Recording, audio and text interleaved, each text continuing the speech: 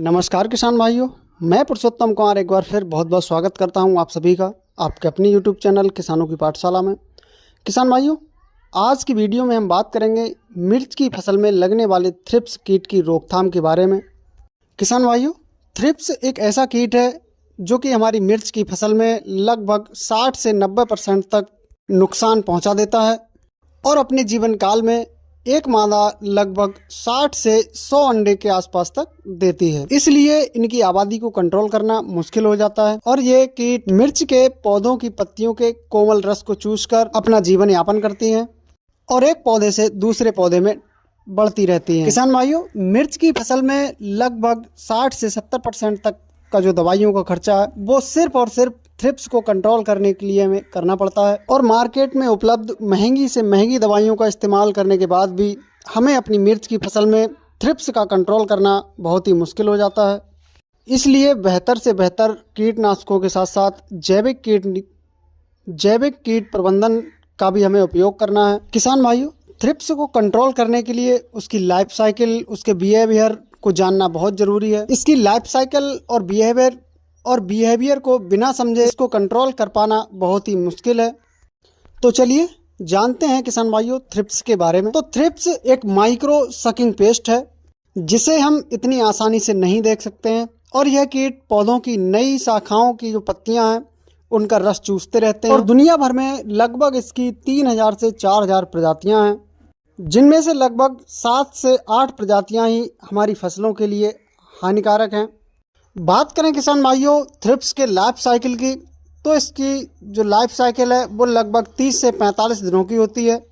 इसकी जो सबसे खतरनाक स्टेज होती है वो लगभग 14 से 45 दिन के बीच की होती है, क्योंकि इसमें ये एक रोग वाहक का काम भी करता है और इस अवस्था में ही नर और मादा थ्रिप्स मिलकर जो अपनी नई जनरेशन है उसको आगे बढ़ाते हैं और एक फीमेल अपने जीवन काल में लगभग 100 से 150 अंडे तक देती है। किसान भाइयों, हमने थ्रिप्स की लाइफ साइकिल को बताना इसलिए ज़रूरी समझा क्योंकि इसको सिर्फ और सिर्फ पत्तियों पर स्प्रे करने से कंट्रोल करना असंभव हो जाता है।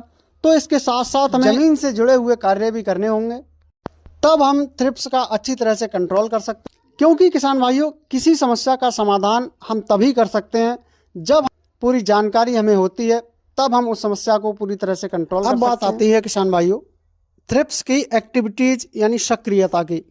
तो किसान भाइयों, सामान्य तौर पर जब टेम्परेचर लगभग 20 से 35 डिग्री सेंटीग्रेड के आसपास होता है तब इनकी जो सक्रियता है वो बहुत ही तेज़ी से बढ़ जाती है, क्योंकि यह टेम्परेचर उनकी सक्रियता के लिए बहुत ही अनुकूल होता है, जिसमें वो प्रजनन करके अपनी आबादी को अधिक से अधिक बढ़ा लेते हैं। अधिकतर हमारे किसान भाई क्या करते हैं कि सुबह को 8 से लेकर 10 बजे तक अपनी फसल में स्प्रे करते हैं या फिर शाम को 3 बजे के बाद अपनी मिर्च की फसल में स्प्रे कर देते हैं।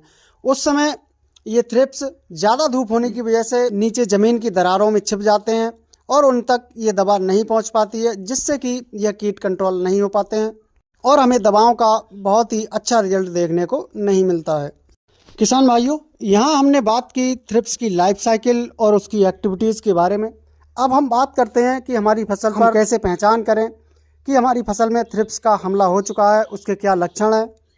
तो आम तौर पर किसान भाइयों, मिर्च की फसल में लगभग 20 से 25 दिन की अवस्था पर जो थ्रिप्स का अटैक है वो पहली बार देखने को मिलता है, यानी 20 से 25 दिन की अवस्था पर थ्रिप्स का पहला अटैक होता है।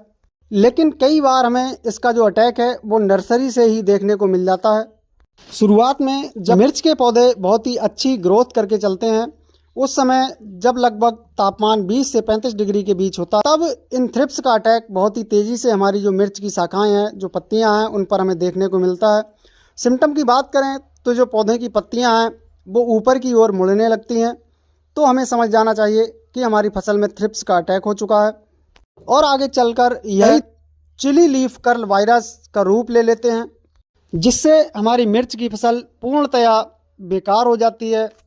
पौधों की सभी पत्तियां ऊपर की ओर बहुत ही गंभीरता से मुड़ जाती हैं, जिससे कि पौधा विकास करना बंद कर देता है और पौधे में उत्पादन क्षमता कम रह जाती है, जिससे कि हमें अपनी फसल में बहुत ही नुकसान देखने को मिलता है।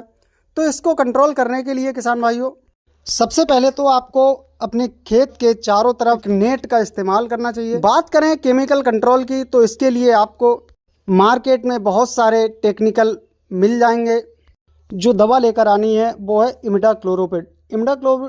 इमिडाक्लोरोपिड की मात्रा की बात करें, 1 से 1.5 ml प्रति लीटर पानी के हिसाब से आपको इसका इस्तेमाल करना है। इसके अलावा इमिडाक्लोरोपिड 70% WG का आप इस्तेमाल कर सकते हैं। इसकी मात्रा की बात करें तो आप 30 से 40 ग्राम मात्रा प्रति टंकी के हिसाब से आप इस्तेमाल कर सकते हैं।